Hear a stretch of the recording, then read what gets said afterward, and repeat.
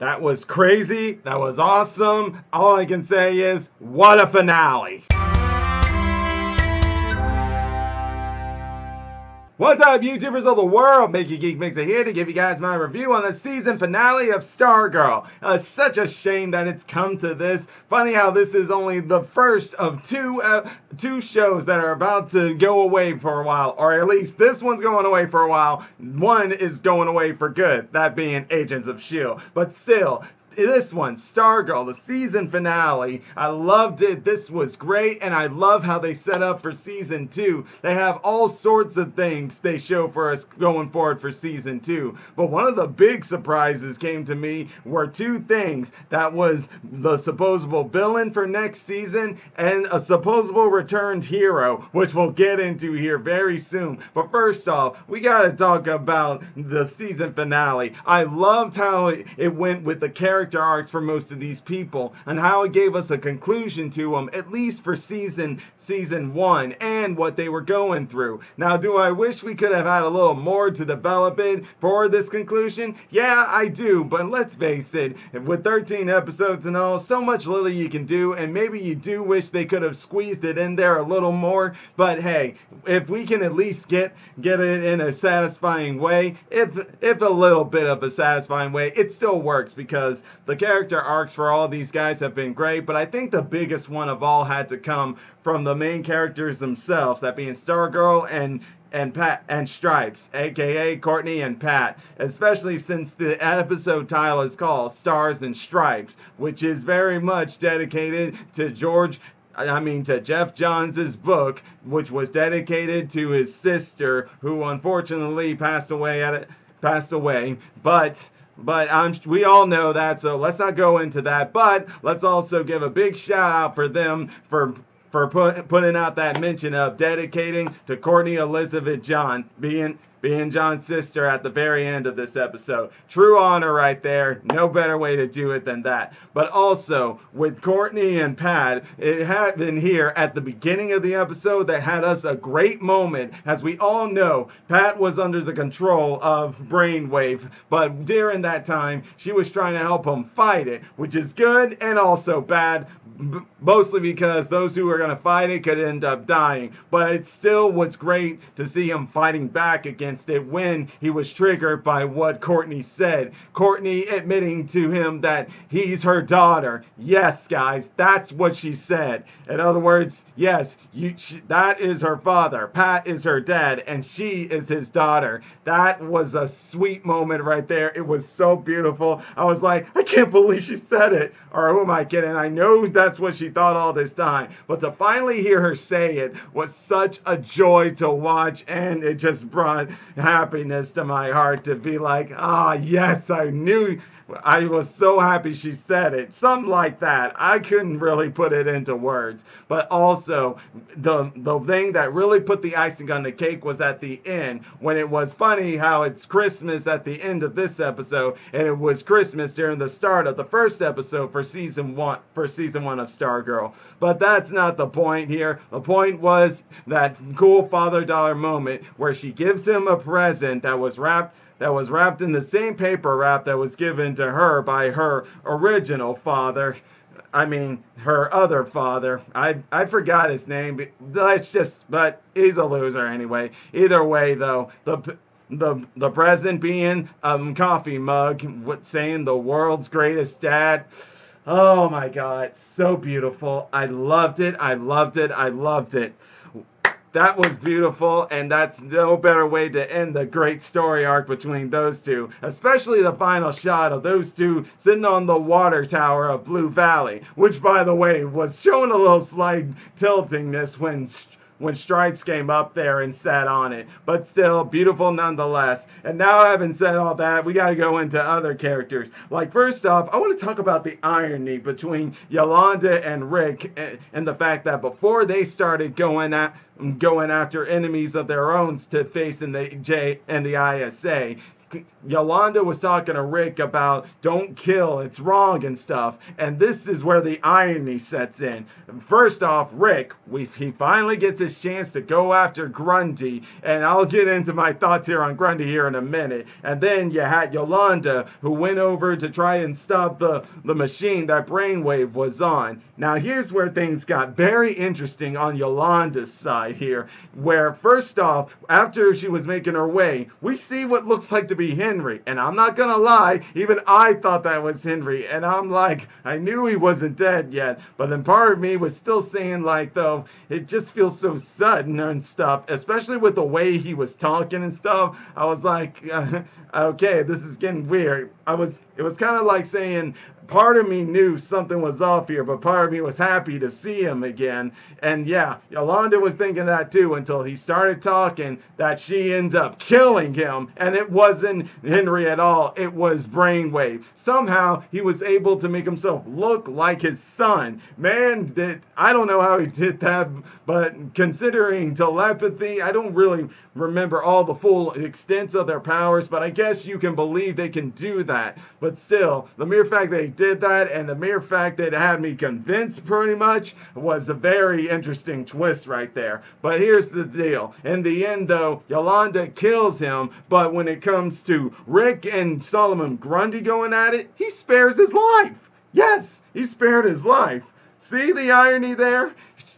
Yolanda told Rick not to kill, it's wrong, but in the end, she does the opposite of what Rick was gonna do.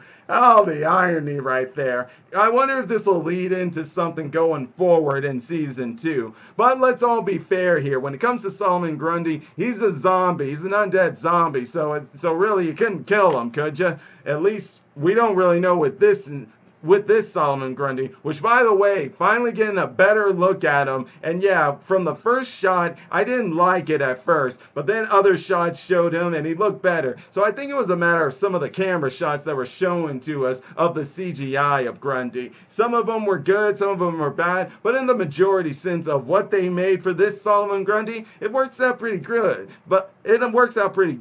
But I do wish they had made him say Grundy something, like what Grundy usually says. He always puts his name after saying something, so I would have loved to at least get a little of that. But considering how Rick has allowed him to escape, makes me believe that maybe somewhere down the line we will see him again. Especially considering the fact that when the JSA and the ISA met and began to start fighting each other, Stargirl fighting Icicle, we got Stripes and Hourman taking on Grundy, after first Sportsmaster and Tigress took on Hourman and Wildcat for a bit.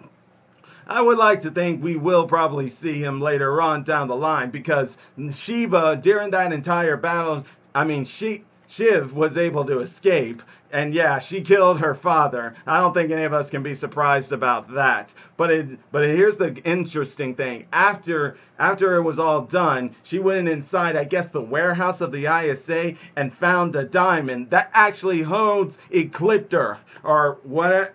I forget, I think I said his name right, but basically he's one of those big time villains, and I cannot believe we're gonna get that guy along with another villain I mentioned earlier who showed up at the end of the episode. We didn't see his face, but we know he's another member of the ISA who has been away for a while, and that's Shade. Yes, Shade showed up at the end here to make an appearance. And declining about Jordan's plan and how it failed, and it's almost like he was trying to tell him that from the beginning. And I don't think we can disagree with him, because here's the thing with Jordan at the end when he finally went to confront Barbara and tell him about why he's doing this kind of gives us a really good conclusion with him and and this whole category with the villain thinking he's the hero of the story here, or the whole thing back from Dark Knight when when Harvey said, you either die a hero or you live long enough to see yourself become the villain. Everything he was saying here was just pretty much talking about how we humans are always messing things up for ourselves and stuff. And yeah, I'm like, I feel you, Jordan, I really do. But this isn't the answer here. I mean, we're all messed up here. You're not perfect. None of us are perfect here. So quit trying to make the world perfect. If we want to get this, if we want to make things better, we need to actually do it together, not force it upon other people, which unfortunately was what he was thinking here. Because I won't even forget that at the beginning of the episode, when all the minds of the adults were frozen and stuff, he goes up to a little girl saying that your dad will wake up and be a much better man than he already was. And I'm like, how do you know that? Because first off, the little girl thinks her dad's already a good man, and probably no doubt he is, but to him, he's thinking, no, he's not good, or maybe he's just not good enough. But who gives him the right to decide that? We can't. I mean, I get what he's trying to say, but come on, Jordan, you gotta get your head together here. I know we don't like people to die, but it's just part of life. But not only that, we also see that he also destroyed the goggles of Dr. Midnight. So that means Beth is without her partner. But that's not before Beth had her own shining moment when her and Dr. Midnight worked together to defeat the hacker. I forget that guy's name, but I'm just going to call him Hacker for now. And I love what they did there when they were able to distract him so they could block out the signals and free all the adults. They actually went into his bank account, and Bev just started sending charity money from that guy's bank account to all sorts of charities. Boy, did I love that. Oh, it was so hilarious. And yeah, even everyone else was like, go Beth, go. And I was saying the same thing. I mean, she even mentioned how she donates money to Red Cross, but now why not? But why do it for one charity? Let's do it for all sorts of other good charities out there. Funny how the hacker ends up getting hacked, but by his money, which is one of the things that is most important to that guy. Oh, man. But I think but I almost forgot to mention about how Jordan is supposedly died, and that's in the end. Mike shows up doing this.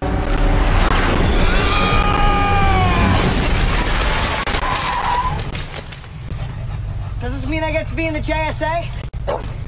Can anyone see the irony in that? Remember how when he first showed up, Icicle, and his first victim was one of his team members' son, and how that Joey kid died? And bear in mind, it wasn't physically by Icicle Man, but he kind of made it happen. So how ironic it had to be like that. But I do hope this leads into Mike getting that pinned and becoming Johnny Thunder and stuff. But even still, I did like what that kid said, and who knows, maybe he will be going down the line. And now that, though, we gotta finish talking about some other mysterious going forward into season 2, and that's in the fact that at the very end of this episode, we saw a guy returning to Pat's old apartment, and it's actually Starman, the original Starman, Sylvester. And I'm like, what? Didn't he die? So what's this right here? And one's got to wonder, could this maybe lead into the guy who created the Cosmic Staff? That's what I'm thinking it is. If it is, I can't wait for it. But you know what, guys? I'm going to go ahead and leave it all at that. And maybe I'll make more breakdowns as I start to work on a video that talks about the season in general of this episode. Because I loved it. It was great. And I can't wait to see more of it going into season 2. But until then, guys, I'm going to leave it all at that. And if you're enjoying my videos, all you got to do is click that like button, subscribe to the channel, hit the bell icon to be notified when I make more videos. And until then, MegaGeekMixer signing out. Bye!